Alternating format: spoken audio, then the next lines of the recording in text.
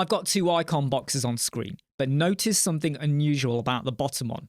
It's horizontal and it's all in a line. And you might think, well, yeah, that's quite easy. Actually, it's not, but it is with a little bit of CSS code that I'm going to share with you. This is your traditional icon box. You got your icon, you got a heading, and you got your text. The most you can do with the icon is put it on the left, right, or the top. Or you could even align it to be at the top, the bottom, or the middle like that. When it comes to the text, you can align it. But if you decide you now want to have the content, so if we go back over here, there's the content.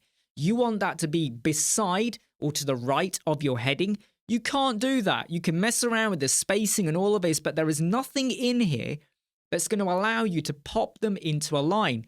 Well, now you can, because over here we have the exact same content. If we go to custom CSS, we have a bit of code over here for you. And by the way, I've made sure that this code only works on sizes that are greater than 768, so minimum 769.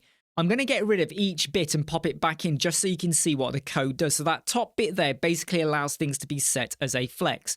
This one here is to do with the icon. So if I get rid of this, you can now see that the text and the icon are right up against one another.